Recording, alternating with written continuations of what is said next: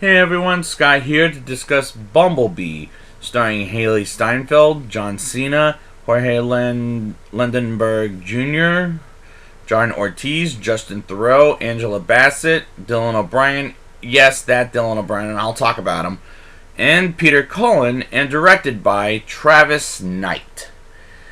Now, thank God this is not a Michael Bay movie, except he's producing this, not directing.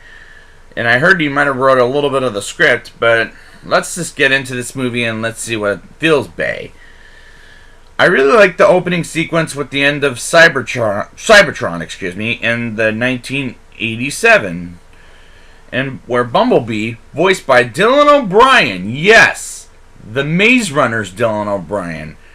And honestly, I didn't expect to hear him on the first viewing, but he fights with Optimus Prime on his side, voiced by Peter Cullen. I really enjoy Peter Cullen being briefly here, and I really like that we heard Bumblebee's voice before it gets damaged for good. When Bumblebee lands on planet Earth, we get introduced to Agent Burns, played by John Cena. Now, here's a guy I really know from the WWE days, and I didn't mind him in this movie. I thought he was actually really fun to watch, and I really liked the action sequence with Bumblebee versus a Decepticon named Wheeljack, and I thought that action sequence was great to watch, and it was fast paced. Meanwhile, in 1987, in a San Francisco near area, we meet a teenager who's turning 18 named Charlie Watson, played by Haley Steinfeld, who was great as Spider-Gwen last week with Spider-Man Into the Spider-Verse. And here, I like her not as much as Spider-Gwen, but better here than in Pitch Perfect 2 and 3. And I like that she's a character who's grown on me from liking her to the start to the end when I'm loving her. And I love that Spider-Gwen, by the way, I'll say.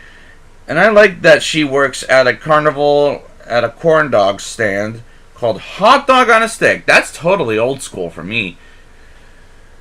And we meet a guy who has a crush on her named Memo, played by Jorge Lindenberg Jr., who at first he doesn't have the courage to ask Charlie out on a date. I'm really liking these characters much better than any Transformers movie, I might add. While working to get a car, Charlie works at Hank's auto shop and discovers Bumblebee needs a work and alerts Dropkick, voiced by Justin Theroux, and Shatter, voiced by Angela Bassett, to find Bumblebee on Earth. And these two Decepticons go after him, and I don't mind these two as characters. They weren't bad as the Bayformers. I like that Charlie gets the car as a birthday gift from Hank, compared to her parents buying her a helmet and a book about smiling, which she knows how to smile. Come on. Charlie suddenly realizes at her garage that Bumblebee is a transforming car, and I really like their relationship with each other. If it's cute at best. I also love the scene when Dropkick and Shatter land on a truck and a man's car. He's more worried about his car than his wife, Amber, as they call her in the movie. I thought it was really funny. I like their stuff from the first movie, for example, Siemens as a younger man, and later in the film they bring up Sector 7, much better reference to the Bayformers, in my personal opinion. Agent Burns with Dr. Powell, played by John Ortiz, meet Dropkick and Shatter for the first time. And Dr. Powell is kind of an idiotic character in general, because he lets the Decepticons take over the satellites, and I thought, yeah, he's dead. And I don't care for Dr. Powell, even if I do like the actor. I like when we see a message coming from Bumblebee's chest of Optimus Prime, of protecting the Earth. I thought the Breakfast Club reference in this movie was pretty neat. I also like but feel bad for Charlie, because she has memories of her long-lost father who died with a heart attack, and that's a very good feeling to care about the characters. Michael Bay should have known this should know this as a better as about story more than action, I must confess. Memo slowly asks Charlie out, slowly, as the plot of the movie moves along, and hangs out with her by going to the big drop of a river. And I don't really like this scene because it causes a bully named Tina to insult her car. And I love how Bumblebee sings the song "You Got the Touch" by Marky Mark Wahlberg and the New Kids on the Block, and throws toilet paper and smashing Tina's car, and that made me laugh very hard. I love the chase with Bumblebee and Charlie and Memo and a cop for speeding, and they get away. Just the way they get away was just fun. Bumblebee breaks the house Charlie and her family live at, and I get a kick out of how funny that was. And suddenly, he makes Agent Burns and his team go after Bumblebee with Dropkick and Shatter, and it leads to an incredible chase sequence and ends with Bumblebee getting captured. Meanwhile, Agent Burns gets Charlie back to her home and pretends it's not a big deal and is having a traumatic experience, and the kind of government keeping things a secret is rather cliche, to be honest.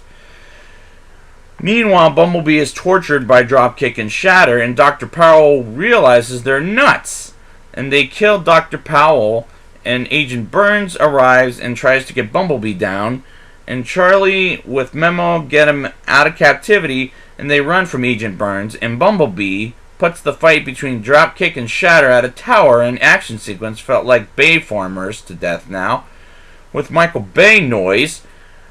Now, keep in mind, it's produced by Michael Bay, not directed by him, which thank God for that. Whew! And Charlie stops Shatter, and Bumblebee shoots the tower, and I don't like the noise there, but the scene ends with a better note, with Bumblebee doing the Breakfast Club chant at John Cena at the end of that movie. Like this, for example.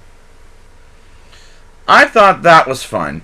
Bumblebee and Charlie go to the San Francisco Bridge, and Charlie releases Bumblebee to do his own adventures, which was a great note to end on.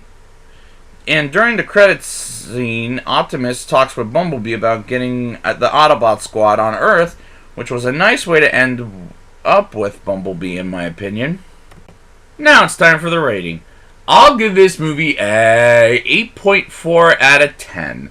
This movie is cute, fun, and fast-paced, and definitely is much better than what Michael Bay did in those Transformers. Was it easy to not use Bay as a director? I think yes. It's a fun, great time at the movies. I would honestly take the kids older than maybe 5 or 6 years old. Go see it. I guarantee you won't be disappointed, unlike you were with Michael Bay's Transformers. So I'd like to thank you guys for joining me, and next time when I come back, Autobots, roll out!